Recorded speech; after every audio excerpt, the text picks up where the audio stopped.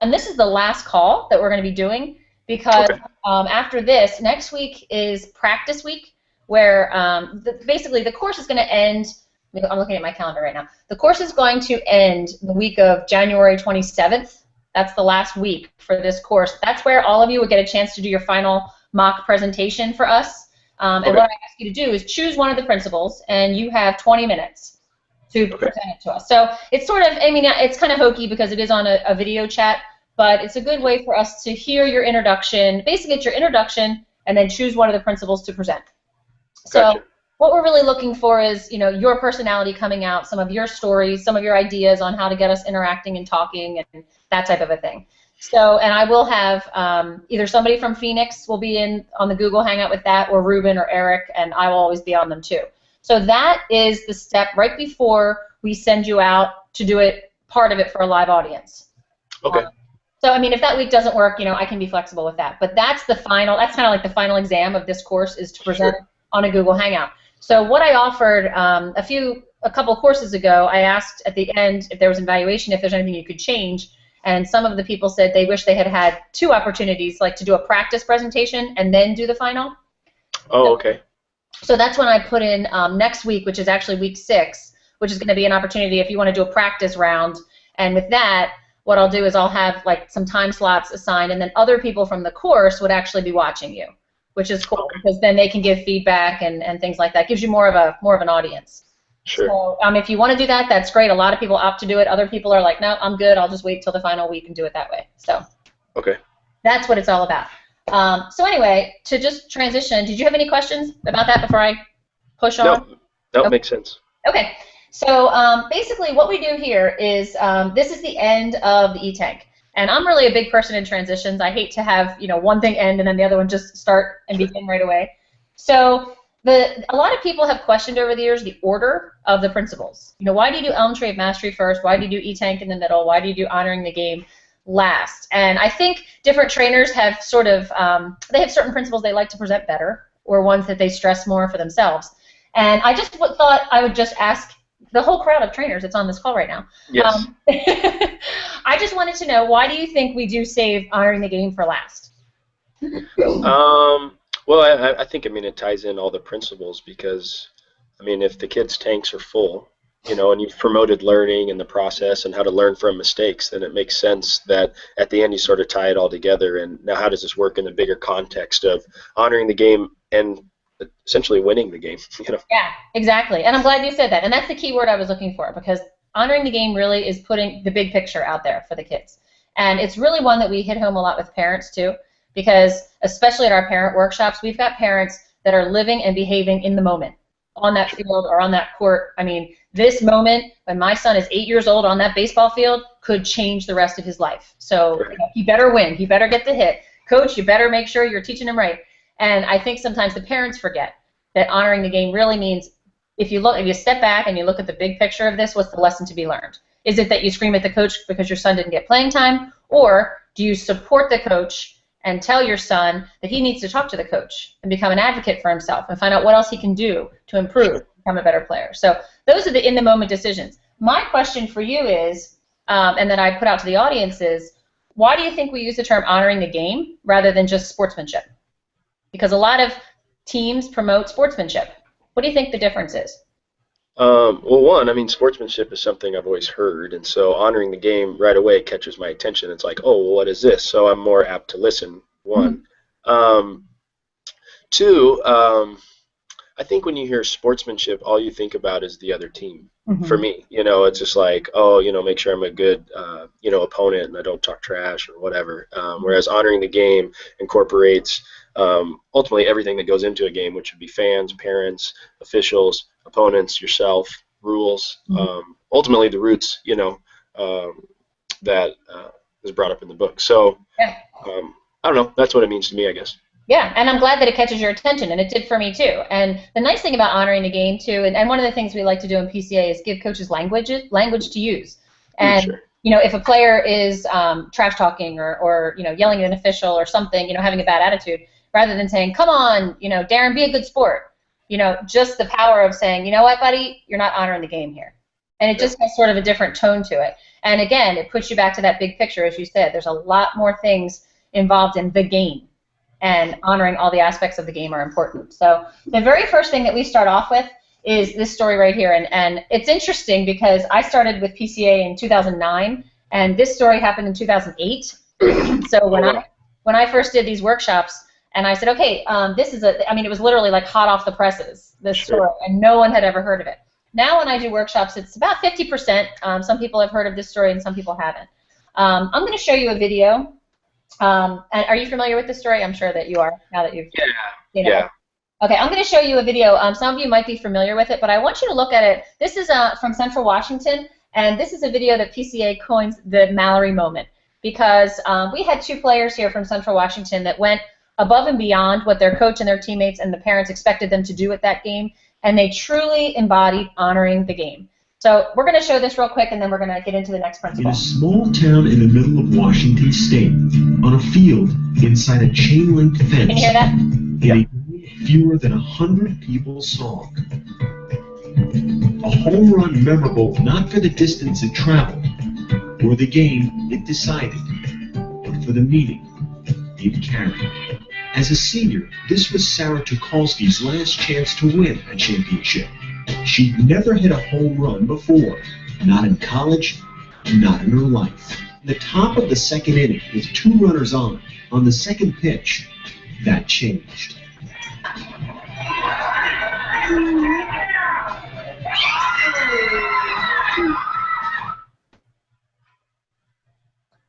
Okay, let me pause here for 1 second, if I can pause. I think I can. Okay, the reason that I wanted to show this, and I want to show this on the training, is because this is a long video. So trainer to trainer, when you show this video, time-wise in your head, you have to be thinking, honoring the game principle, I usually have about 15 minutes to do it, and this video takes up a lot of time. So the first part of the video is the video, and then the words scroll up, and as trainers we read on the screen, and the first couple times I did it, I read it so fast, and then there was like this long pause, and I'm like, okay, now what do I do? So what I just encourage you to do is just, let the words come up first, and just read it real slow, like you were telling them the story, not necessarily reading it word for word, but that's just my kind of byline there. So I think I can start from here. Sarah hit a home run, but as she rounded first base, she tore her ACL and couldn't go any further. The umpire said that her teammates could not assist her, and if she were replaced by a pinch runner, Sarah's homer would become a single. Now, I've done this a few different ways. I've actually paused there in my workshops and said, all right, now, if I'm doing a coach's workshop, I'll stop, and I'll say, okay, coach, what do you do? And I'll put a question out there to the audience. What do you do as her coach? And it's amazing the different responses you'll get, because some coaches will honestly say, sorry, it was a good try, but there's nothing we can do for you. Other ones would say, I'd let the girls take charge. People that have seen the video are like, oh, I would tell them to carry her around the base. And I sit there like, really, would you? I don't think you would. But it's a neat way to elicit, conversations. And then I also say, if I'm doing a parent workshop, and we show this at the parent workshop, I'd say, what if that was your daughter who just did that, who just tore her ACL senior year, first home run, never hit a home run in her life? How would you be feeling? And and then the parents start to say, oh, I'd feel awful, I'd be heartbroken. And then I'd say, what if you were an opponent? How would you feel? So just to kind of get out the feelings, like it's a quick and easy story, but there's a lot of different ways you can go with it. So we're talking to the coaches, so I'll continue on from there, and now we'll find out what those kids did. That's when Central Washington's Mallory Holtman, a player with more home runs than any other in conference history, a player for the opposing team, spoke up. I went to the home plate umpire and asked if we could pick it up and carry her, and he looked at me a little strange, and she said, you hit the ball over the fence, you deserve it. For that reason only, because she deserved it, Holtman and Wallace began to carry the injured Tucholsky, stopping to touch her left foot on each base as the 3 made their way around the diamond. That's the first home run of the season for number 8, Sarah Tucholsky. So the 2 girls in that video, they lost that game that day because of what they decided to do. They actually lost by 2 runs. So on the bus on the way home, not every player on their team was happy with them. Some of their players were like, what were you doing? What were you thinking? But the coach wasn't surprised. When they interviewed the coach later, the coach said, I know those girls, and I expected that from them. And I want you to think about, yeah, those girls are awesome, and they must have their heads on straight, and they did something that was morally right. However, what's the culture that the coach created on that team? Because they didn't really have a whole lot of time to debate and think about it. They acted because they knew it was the right thing to do. What's the culture that that coach created on that team? Well, that the girls feel comfortable to take charge. Mm-hmm. You know, like they didn't. I mean, the girl didn't say that she went and asked the coach if it'd be okay. She went straight to the umpire. So obviously, I think it seems like the team is player led. You know, yeah. So I think, I mean, that's the culture, and the fact that you know, there wasn't like at least girls stepping in that disagreed at that time. Yeah. You know, obviously they had good enough chemistry where they let it go at least and waited until they got on the bus to say, like, hey, man, what the heck's going on? So, yeah, and the good thing was that the girls confronted them, too, because that's also a healthy culture. You know, I think when they get on a bus, it's like, hey, what the heck's going on? So they can sort of talk through that. Right, exactly. Well, this is just such a great example of honoring the game. And when I saw this video the first time, I got goosebumps, and I thought, this is such a cool story. I love it. But then as I've gone through it more, I've really thought more about the culture that I try to create on my teams. And the culture of, you know, I would love to say that any girl on my team would do the same thing. But I don't know if that's the culture I always created on my team. Because a lot of it is me, me, me, I want to win. And that win-at-all-cost mentality kind of rises up above, you know, sorry, you tore your ACL, you got hurt, that's just life, you know, too bad. We're going to run. Right. We use the last principle of honoring the game, and we use the acronym ROOTS for a couple reasons. Number one, each of the letters stands for something that we have ultimate respect for on our teams. But if you think about the roots of a tree, there's no way that a tree can stand if it doesn't have strong roots. And that's why we say this principle for last, because Elm Tree of Mastery is fantastic to get great performance out of your players. Filling the emotional tanks is so important, or they're not going to hear and learn and be coachable. However, if you can have all these great skills, you've got all this tank filling, you're having all this fun, but the culture that you create, the roots of your team are out of whack somewhere, your team's going to fall apart. So let's go through and find out what these all stand for here. Now, this is just a Kelly to Darren thing here. This is another place where it can become a guessing game with your audience. And in the beginning, you know, I used to say, okay, who thinks they know what R stands for? Who thinks they know what O stands for? It gets kind of crazy because it turns into, from a really cool discussion about getting into detail about this, into a guessing game. So what I do is I don't let the audience guess what they stand for, because I hate to have a question out there and they go, nope, sorry, you're not right. The R stands for keys, you know? Because a lot of times, even though the picture's there, I used to say, okay, what do you think the R stands for? And they go, refs. And I'm like, no, not quite. Right, right. So I just go through them one at a time. Okay, let's start off with the rules of the game. You're a player, let's say whatever sport, baseball, soccer, whatever you're doing, and you've got little athletes that are probably breaking rules left and right, and they don't even realize it. And sometimes we have to actually teach. The important thing about culture is you actually have to teach it. Because if you don't teach the right culture to your players, the default is going to be win at all costs. The default is going to be what society tells you to do. And what these kids are used to seeing in professional sports is that if your team doesn't do well, I'm allowed to scream at the players and scream at the coaches and yell at my big screen TV, just like my parents do. So one of the things that we really have to hit home is the rules of the game are there for a reason. What's the purpose of rules? What would you say? Oh, well, for fair play. I mean, it's probably the biggest thing, yeah. Yeah, fair play and safety. I always get number two. So if you are a coach, it's not just obeying the rules, it's obeying the letter of the rules. Think of a sport that you play, baseball or whatever it is. What is a rule that you can kind of get away with breaking pretty often? Breaking up a double play. You know, you don't really have to slide into the bag or slide low. You can actually go high and go wherever you want, yeah. Right. So these are things all the time. I played field hockey, and we used to get away with kicking the ball constantly, and the ref didn't see it. We've even had balls kicked into goal and hit off a player's feet. Now, that's an automatic foul, but you know what? Ball going in. Awesome. Right, right. So we talk about obeying the letter of the rule, but also the spirit of the rule. And the kids don't benefit at all from learning the ways to break the rules. And sometimes we think, oh, you just let it slide because that's just the way the game is played. But as coaches, it's our job to point it out that they're there for a reason. And if coaches let it slide, the players are going to let it slide. And a lot of times at younger ages, kids can't differentiate between major rules and minor rules. So that's one thing that we always talk about with rules. Number two is a huge one. Number two, this is no gray areas here. On my team, the culture we create is one of ultimate respect for opponents.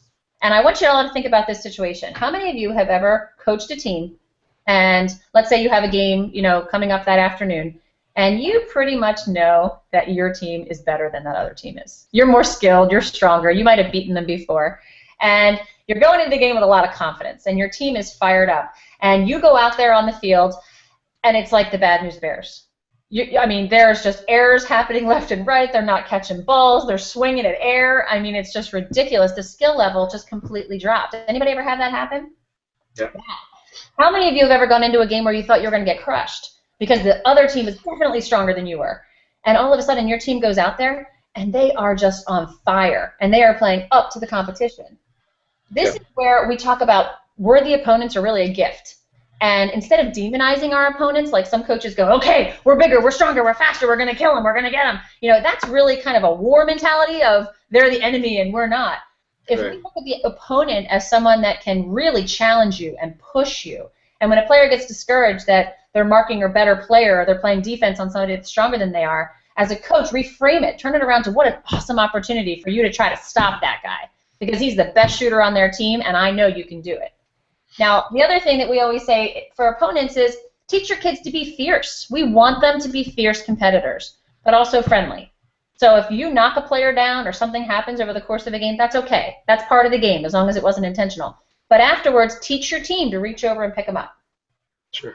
Are there any other ways that you've seen teams really respect opponents that you kind of remember, like, wow, that was really impressive, the way they respected the other team like that? Do you have any examples?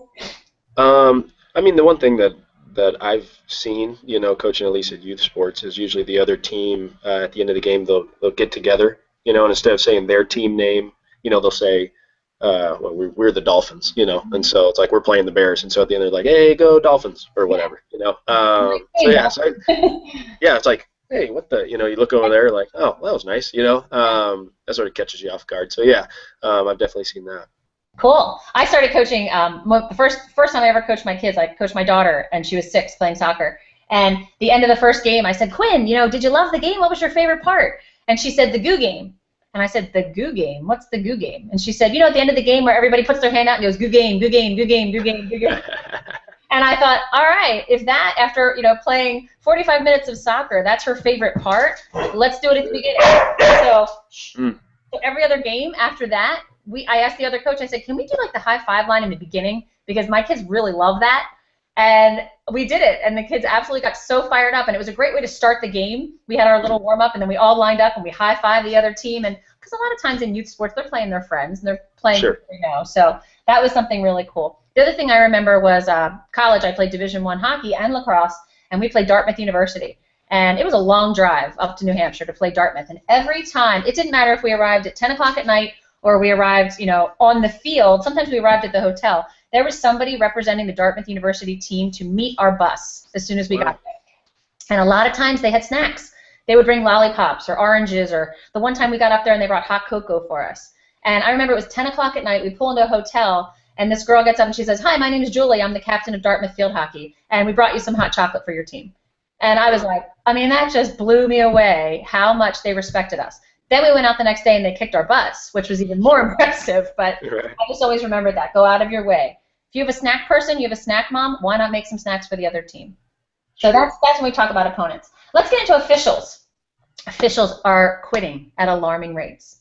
And the reason that they're quitting is not because they're not being paid well. If you ever look at an official's paycheck, it's actually not too bad for the amount of time they're putting in. Right. They are leaving at alarming rates because of, guess. Oh, well, I'm sure the respect that they get from coaches and parents. Exactly. And probably players, too. Yeah. Who are the coaches and parents modeling their respect for officials after? Who do you think is teaching them to respect officials? Oh, well, I'm sure, we don't do a very good job at the professional level. Our athletes and our coaches, we don't do a very good job. Exactly. Granted, there's a lot more on the line, but we don't do a very good job. No, we don't. And that is that entertainment culture of sports that trickles down. And it's okay to scream at an official. There was actually a situation down in Washington, D.C., an independent soccer, which was a very competitive soccer league, and the parents had to sit 200 yards away from the field. They were not allowed to be on the field because the previous game, a few days earlier, we had parents that were screaming at the officials so loudly. We had a parent that came over to the official with his phone and said, I want to show you the instant replay of how bad that call was. Wow. This was like a high school level soccer game. So officials have a tough job. We know they're there for safety. Now, here's a challenge. You might have some players on your team that just are disrespectful to officials. They might be good players, but they're disrespectful. What can you do about it? How can you teach a team to not be disrespectful to officials? Is that something you can teach?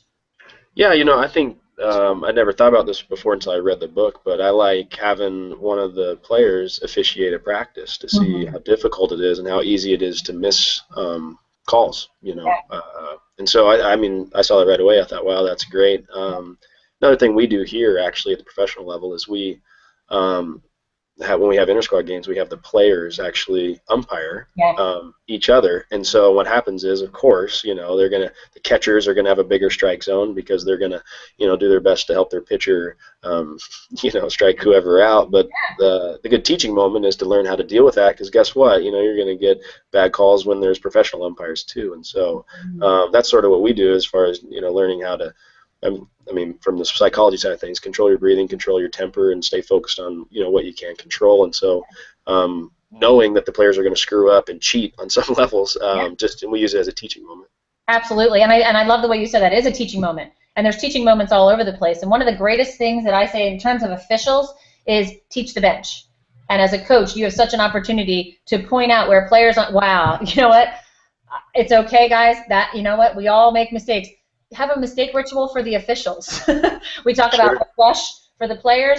You know what, guys? Flush the mistake. Maybe the official didn't see it. It's okay. Let's move on to the next play.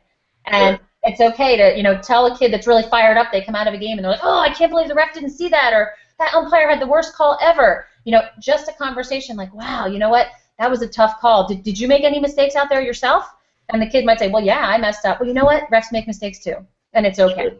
But we've got to move on. And I have a lot of friends that are officials, and every single one of them, when I started working for PCA, I had the same question for them: which team gets the most calls called against them? And they say the loudest, most obnoxious ones. And that's just a blanket statement from every official. The red-faced coaches will get more red flags, and keep that in your mind, because not very many officials will say that the coach that's screaming at them will get the benefit of the doubt on the next call. Right. So keep that in mind. All right, the next one is teammates.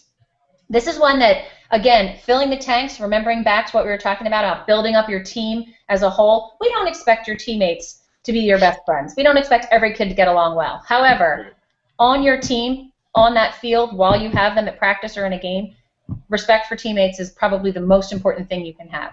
And I was just talking to a coach yesterday, actually. I was at the National Soccer Convention, who said they have a boy on their team who's 11 years old. He is by far, he plays like a 17-year-old. He's just an incredibly skilled soccer player. Every kid on the team hates him. And it's not because he's a good soccer player. It's because of his attitude. It's terrible. And she said he's breaking down the team. He's causing problems everywhere. No one wants to play with him. He doesn't pass the ball to him. And I wanted you to just think about the fact that if the culture on your team is respecting the teammates, just as important as the skills you're teaching are teaching the kids respect for each other. And the best way to do that is to help them learn how to value each other's skills. There's probably a skill out there that kid can't do. Here's the skill he can't do. He can't pass the ball to another teammate because he's a ball hog. So what's a drill you could put in there so that he has to learn to pass the ball? Well, why not practice give and goes? Give and go is a great drill for somebody that's a ball hog, because they have to get rid of the ball in order to get it back again. So things like this to work into your culture of, yeah, it's a good skill to learn in soccer, but it's also really important to show respect for the teammates. And another tool that we use too is have player coaches, developing player coaches. We talked about this a lot with E-Tank, but it also works with honoring the game too. And when a player is running a drill or doing something to help you out as a coach, we would dog is honoring the game. Hold on. Yes.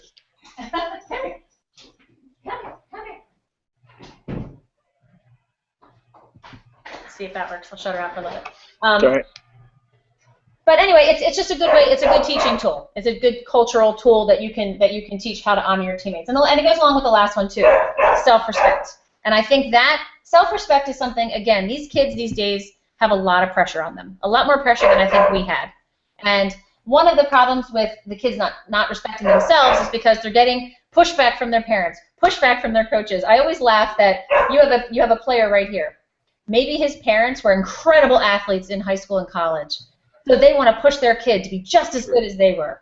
Then you've got the same kid right here whose parents were lousy athletes in high school and college.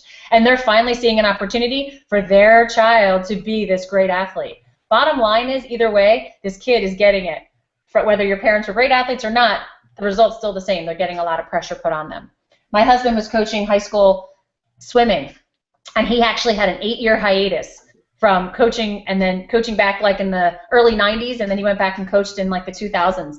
And he said, I can't believe in 10 years the difference in the intensity of these kids. Just from 1994 to 2004, he said the bus trips to the away swim meets, the kids used to have music playing out loud. Somebody would bring like their boombox, and they'd all be screaming and cheering and pumping each other up.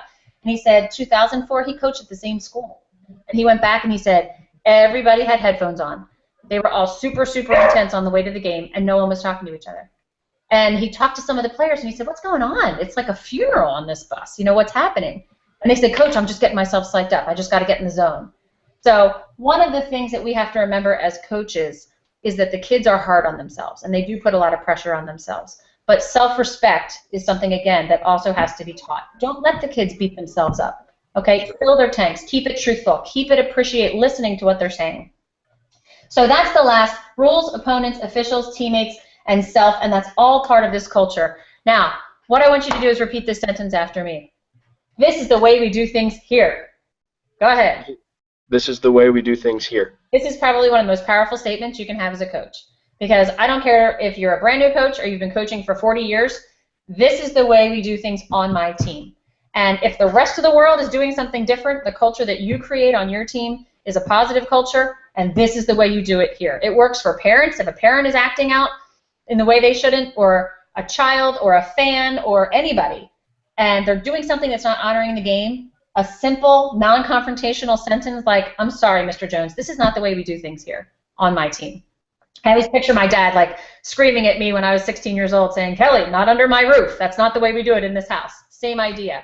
There was a culture that I knew straightforward when I was in high school that I could not cross that line. And on your team, you've got to make sure that there's a culture that the kids all know about too. So it's a great sentence. Save that for your 17-month-old because you'll use it. Yeah. All right, so to wrap it up here, honoring the game is really the ideal to create this development zone in all of these areas with leaders, coaches, parents, and athletes. And sometimes, we have tools for this too, tools you can bring home in your box. So page 46 has a couple different examples. And this one, Darren, this is where I would ask you to come up with like 2 that you love. Okay. Because here, we bring up a self-control routine. And this is one, it just happens to be on the slide. But I would have people open up to the book, to page 46, just to look so they're on the same page as you. And just say, okay, there's a lot of different things you can do. Page through it for a couple minutes, and I'd be happy if you want me to elaborate on any of them. But let me tell you about 2 that I love. And the one I always do is a self-control routine, because biggest complaint from athletic directors and everybody else is hot-headed coaches that are just flipping out on the sidelines. Sure. So I always introduce self-control routine by saying, there are some times when you know that you're going to lose it. We're human, and it happens. And so one of the things we talk about is nip it in the bud. If you know that you're going to get upset about something, or a certain official or umpire walks out to the field and you're like, oh gosh, this person drives me nuts, have something ahead of time that you do. One of the things I always have with me is a water bottle. So my self-control routine has been almost a mistake ritual for me. If I feel my blood pressure starting to rise, I'll take a walk. I'll just walk a couple feet down to the end of the bench and just take a sip of my water and calm myself down. The other thing I like to do is tell one of my assistant coaches, you know what, this ref is tough. She's killing me. If you see me start to get fired up, calm me down. See what you need. If you see me starting to get angry, say, Kelly, just cool it. Calm down a little bit. So having a friend that's going to make you accountable, even a player, it's okay to tell your team, guys, this is a tough game. I'm going to get fired up here, keep me calm. And the players actually like to do it. They enjoy that too. One of the other ones that I highly recommend, and it's not written in here, but is a parent meeting. How many of you coaches out there have a parent meeting before the season begins? Anybody? All right, so then we talk about what are some things you go over at your parent meeting. And coaches might say, we go over uniforms and you can't be late for practice and all the things that you have to do. And what I encourage everyone to do, and this is actually a slide that I've added in. It's not in the official presentation, but I can send it to all of you. But I have a slide where I actually took a screenshot of the Positive Coaching Alliance website so that they could see where all the resources are, because sometimes you're doing a workshop, we don't have Wi-Fi. So you can't actually, if I can pull up the website, I'll do it right here. But if I can't, then it's something that I show the website. One of the things that we have available on our website are incredible tools for coaches. And one of the things we have for you is a parent meeting agenda. So if you have a parent meeting and you're talking about all the logistics of how to have a great team, you know, for organizational reasons, one of the things that we like to stress at a parent meeting are these 3 principles of Elm Tree of Mastery, filling the emotional tanks, and honoring the game, and the expectations that you have for parents. We actually have a parent contract they can sign saying that this is the way we do things here, and if you are okay with, you know, supporting your children and constantly applauding effort, not outcome, and filling their tanks and honoring all of these 5 areas of the game, could you sign on this line? And that way, if a parent is getting out of control, we can say something like, you know, Mr. Smith, I'm sorry, that's not the way we do things here. You signed this contract, and we really like to uphold this type of behavior. It's very powerful. I've had a lot of coaches come back and say, just changing the agenda on my parent meeting to what I expect from them rather than what they should not be doing has really changed it. The other thing on here that I use personally on my team is a culture keeper. And I was coaching, you know, at the youth level for a while, and I had a few parents that were a little loud, let's say. And so I would ask at the beginning of the season, hey, you know what? One of the things that I like to do is coach your kids, and I really get distracted when I hear parents on the sidelines, you know, yelling to their kids things that are different than what I'm saying or getting fired up. So could I have a few assistants, kind of like assistant coaches in the stands, to help me just keep the parents sort of in check? And I was trying to find it here. One of the things I always carry with me is a bag of Dum Dum lollipops, pun intended, and we call them parent pops. And so every game, it's like $2.79 to buy a bag of Dum Dums. I bring a bag of Dum Dums to the game, and I leave them on the bench. And if you know, Mrs. Jones volunteers to be the culture keeper that day for the game, she gets the bag of Dum Dums. And if she sees a parent getting out of control and she passes you a Dum Dum, just put it in your mouth, give you something to do. So those are the 3 things that I mentioned. Is there anything that you really liked from the tools of honoring the game that you think you would mention, Darren, at your workshops? You know, I think as far as what somebody else said earlier was was it to brush it off or whatever, and then the teammate would do it back to, you know, so it's like, oh, I make a mistake, just brush it off, and the teammate would do it back, or the coach would do it back to let you know. I really like that, you know. You know, like I said, what we have, I mean, our guys have all sorts of them, you know, whether they're, I mean, they're all baseball examples, but, you know, they're wiping the dirt off the pitching rubber, you know, just to wipe it away, or they squeeze their frustration into the rosin bag, or they take their hat off to cool off some steam, you know. All those little things, you know, that our guys do over here, you know, just help them as far as, like, self-control routine. And then from a coaching standpoint, when I coached and managed, usually what I would do is I found myself, I would get a lot quieter. You know, I would just, for whatever reason, I didn't realize that about myself until like probably 25 games in. I thought, man, when I really get angry, I don't say a word. And then I thought, well, that's pretty good, I guess, you know, until one of my teammates or one of my players was just like, hey, we know when you're mad is when you get real quiet, you know. And so I said, yeah. So anyway, so my self-control routine obviously was like, okay, how do I not just, you know, shut up for, you know, 2 minutes, but still stay positive the way I've always been, you know, because they notice those things too.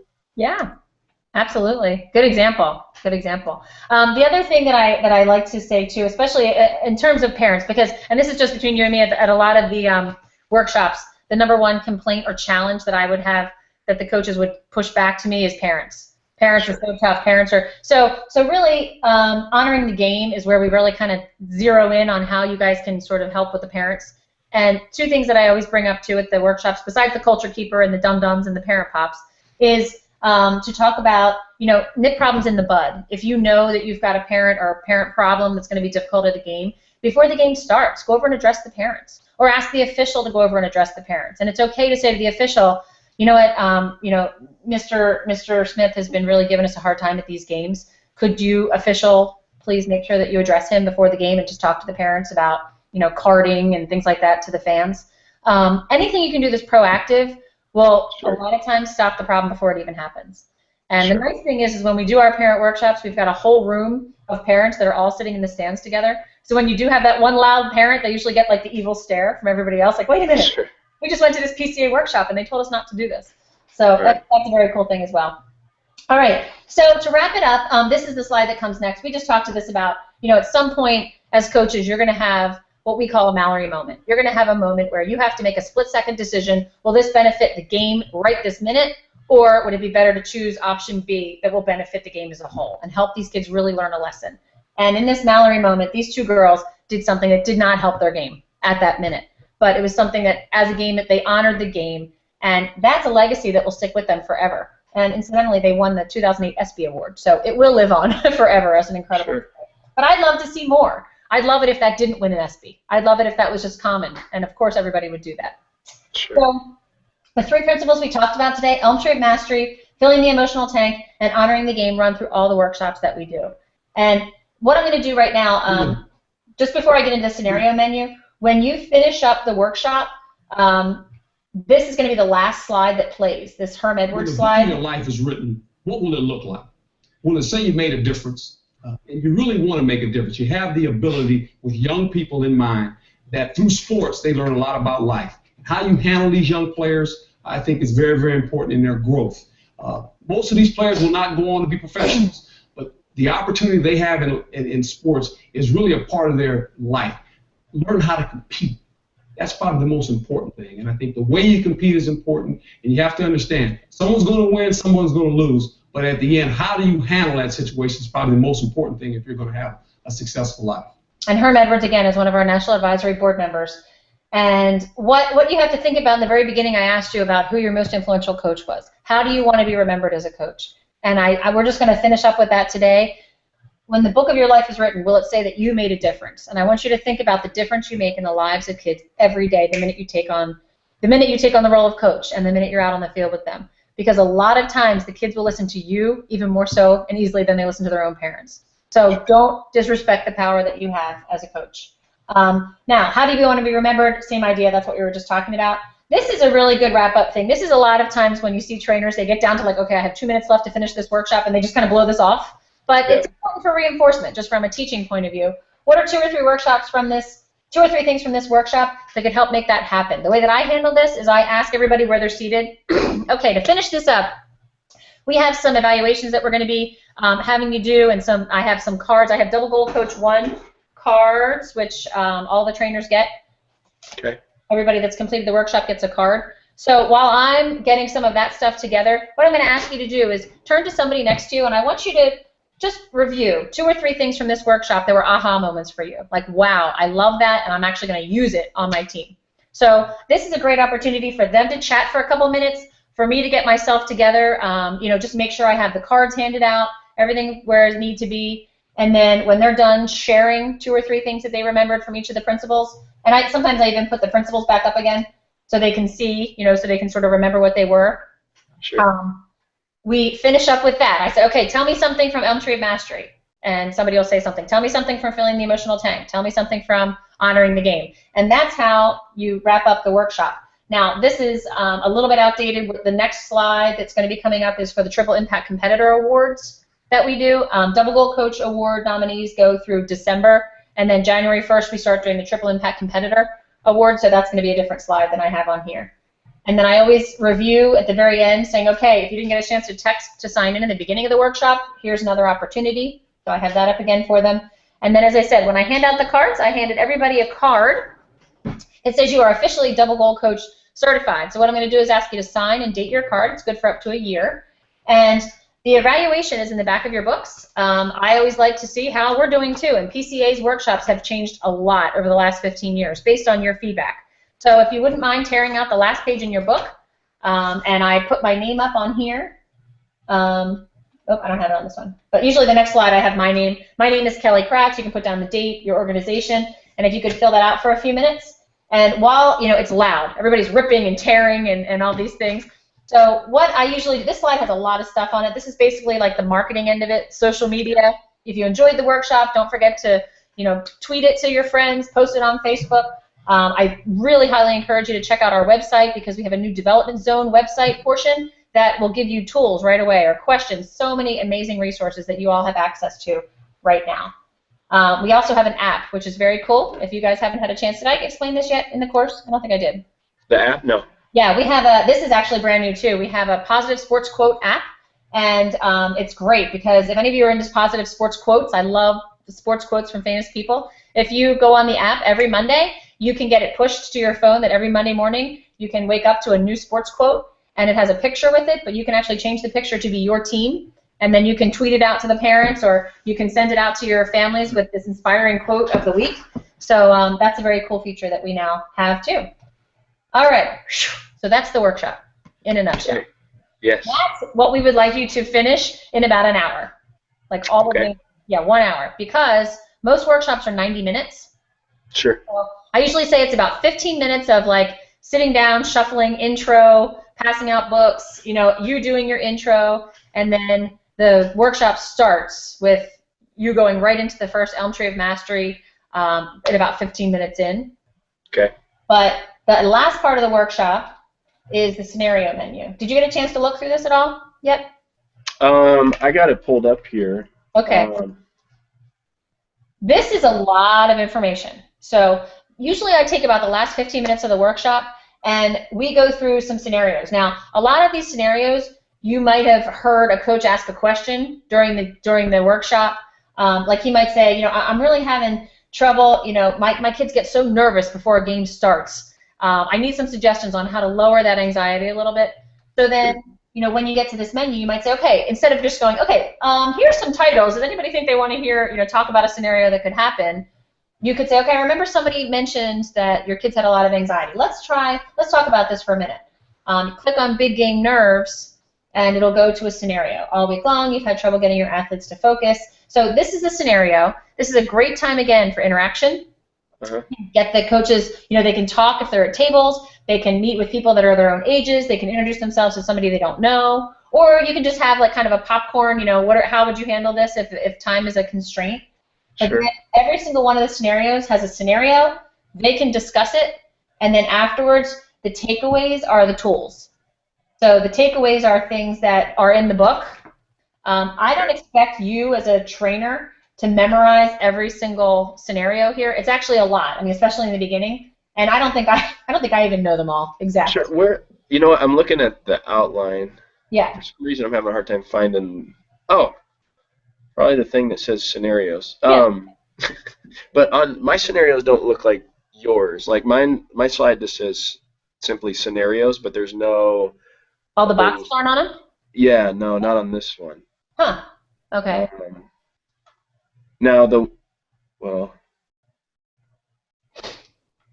hold on, give me this. Okay, I see here. Okay, so mine just says scenarios, and then it goes like the first one, mistakes okay. Second one, disrespect. No, it doesn't have that menu. No. Huh, okay, so I'll make sure you get the right one that has the menu. Okay, it looks like it has them. Yeah. But they're all their own slides. It looks right. like. These are all hyperlinked, so that when you click on one square, it'll bring you to that menu. Oh, nice. Yeah. No, I don't have that. And then the closing here, the closing slide. I don't know if you can see it. Yeah. No. Yeah, I can see it. Yeah. This closing slide right here will bring you to that Herm Edwards video that I just showed. Oh, okay. So each one, you know, like magic ratio is a great one I always use because it talks about you attended a workshop, you get the magic ratio, but your players need a lot of correction. This scenario actually has a video in it of one of our trainers using positive charting, which is one of the tools that I really like. So I always do this one as one of my slides. So magic ratio, you show a scenario, you talk about it. The next one has, these are great tools from eTank, the buddy system, 2-minute drill, positive charting you can go through. And at the end, you can go back to the menu or you can go to the closing. Closing, okay, I got you. So if you go to the menu, obviously it brings you back to the menu again. Or if you just want to go, you know, if you're done, you don't have enough time to go through more scenarios, you just go to the closing. When the book of your life and it brings you to Herm Edwards. What will it look like? I got you. And so the scenarios, that seems like pretty effective, like teaching tool, right? It is. So how much time do you guys, or should we devote to that, or I usually say, as I said, if you can get 2 hours for a full double gold coach workshop, you are golden. A lot of times that doesn't happen. A lot of times it's about 90 minutes. So what I always say is leave a chunk of at least 15 minutes at the end to do at least 3 scenarios. If you get 5 minutes on each scenario, that's perfect. That's a lot of discussion going on. You might have zipped through the whole workshop and gone, oh my gosh, I've got like 35 minutes left. That's okay because you've got a scenario menu and you can do more than one. One of the things that I've seen trainers do too is instead of just picking ones that they like, they would say, okay, before we get into this, I want you to write down somewhere on your book, what's your biggest challenge as a coach?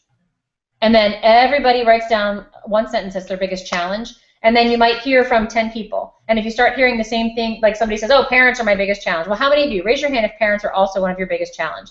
If it is, then you want to go to this one here that talks about parent conduct. Okay. Honoring the game scenario. The parent conduct one I really like too because it says, in the past, parent behavior towards officials has been embarrassing, set a bad example. Which of the following would be the most effective in helping parents of this year's team honor the game? And then it's multiple choice. So it's another great way to get parents or get the coaches interacting because they have to vote. All right, and I've done this, I've seen this done, and I've done it too. If you think a preseason parent meeting is the way to go, stand in this corner. If you think putting a culture keeper would work better for your team, stand in this corner. If you think just emailing parents about honoring the game, stand in this corner. And if you think a parent pledge would work for your team or is the most effective, stand in this corner.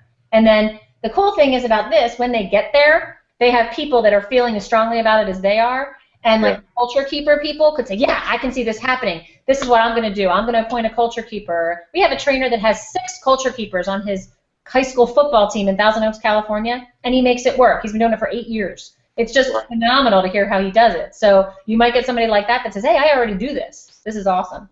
So that's a really neat one too. And again, you can go through them, when you get a chance to. I always say at least know 2 of them from each, Elm Tree of Mastery. Let me see, where is it? I lost the menu. But anyway, 2 from each column. Know inside and out really, really well. Know all the tools. It's great if you can know them all, but at the beginning it's kind of overwhelming, I think. But at least 2 from each one are helpful. Okay. Okay. And again, I've been called in to do workshops. Can you do a double goal coach workshop for 1 hour?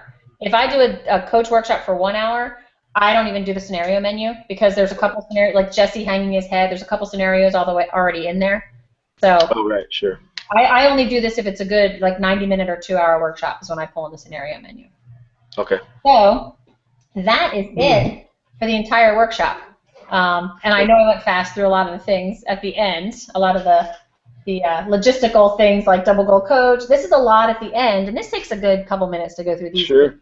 So you can't wait till, if the workshop's over at 10 o'clock, you can't wait till 9:59 to say, okay, here's double goal coach award, here's texting if you didn't sign in, okay, here's the website, here's Twitter, here's because here's the app, oh, by the way, here's a great app. I mean, it's a lot of stuff right at the end, and nobody feel rushed.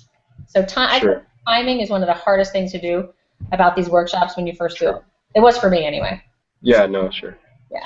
That's another reason that I encourage you next week to sign up for a practice slot, because there's so many times when people say, I practiced this and it was great, and I went for exactly 10 minutes, but they didn't take into account people answering their questions.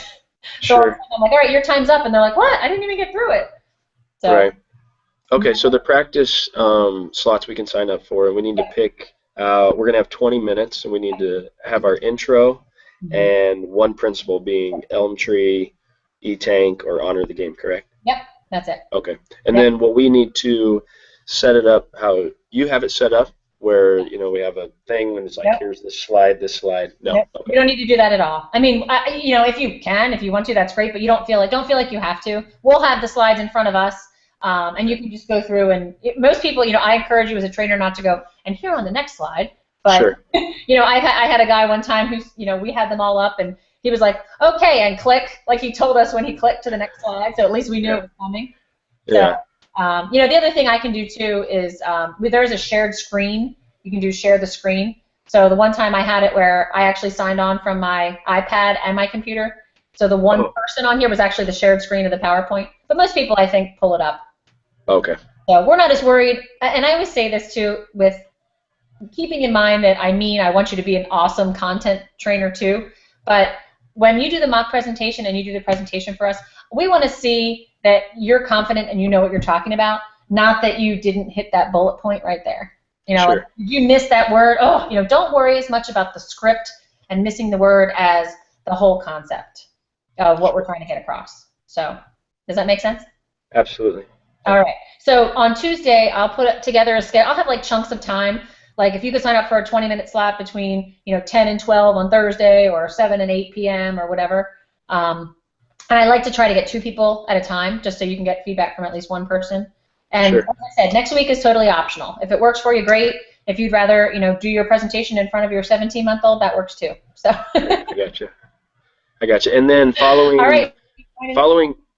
week 6, then we do the presentation for you and Ruben. Is that correct? Yes, Ruben and myself, or I might even get, as I said, I like to get somebody from like the Phoenix office that would be Sure. on when you're on. Okay. So, and there's Ruben. Hi. We're just Hi, wrapping guys. it up. I knew you would be. Yeah, I was just explaining to Darren how the final presentation goes. And have you met Darren, Ruben? I haven't met Darren. We've communicated through email. And Darren, did we talk on the phone also? I think we did one time. Yeah. We just weren't able to get together the few times I was out in San Francisco and stuff like that. Yeah. So. Well, nice to meet you here online. Yeah, pleasure.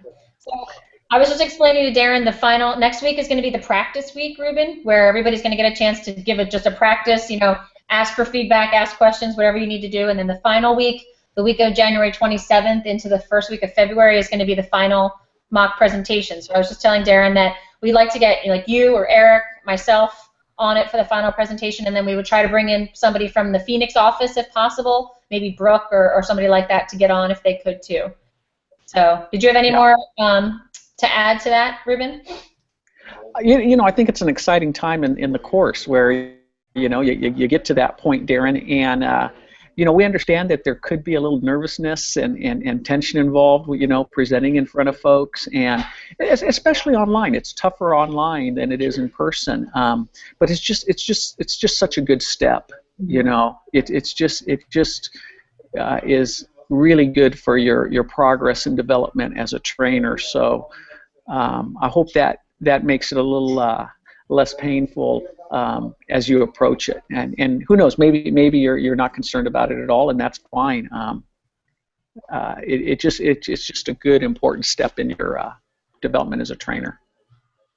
Sure. Yeah. No, I'm looking forward to it because I've never presented in this sort of capacity before. I've always been in front of real life humans, where it's like, you can sort of feel the room, and so I'm actually looking forward to it just because it'll be a different experience. So I'm looking forward to it. Good. And it is, and as we said before, like this is the first step. We like to just, see how you do. Sometimes people do their live presentations and we're like, oh my gosh, they are so ready to go. Actually, there's another new trainer in Phoenix, Ben Nelson. He just blew us out of the water in the last course. I don't know if you know him. He teaches at Messiah College or something. What is it? Yeah, he's an assistant women's basketball coach at Mesa College. Mesa. I've met him before at the at a sports psychology annual conference. Yeah, that's right. I was about to say that name sounded familiar. Yeah, I do know that. So he's from the last course, and he just blew us out of the water. I mean, he was so excited, and he's actually doing his first live workshop the 31st of January, right, Ruben? I think so. So, I mean, as I said, we were so confident with him on the mock presentations that we were like, yeah, get him in front of a live audience. Other people that, if it's an opportunity in Phoenix where Brooke and some other people, not like board members in Phoenix, can get together after you do the mock presentation, then we'll say, you know what, we're going to get together a live audience for you in the local office, and you would do an entire workshop for like 6 or 7 people that are PCA related in the office. I got you. Things like that. And then, and then after that, we would say, yeah, you're ready to go out there live and co-present with someone else. So I got you. That's the process. Okay. It's not always set in stone, but that's kind of the perfect world process, what we'd like to have. Sure. All right. Well, thanks very much for your time. I appreciate it. Yeah, thank you. We'll see you guys. Ruben, nice meeting you. Nice meeting you, Darren. All right. Did you have anything, Ruben, that you wanted to... I actually was hoping I would get on for more of this call. I had another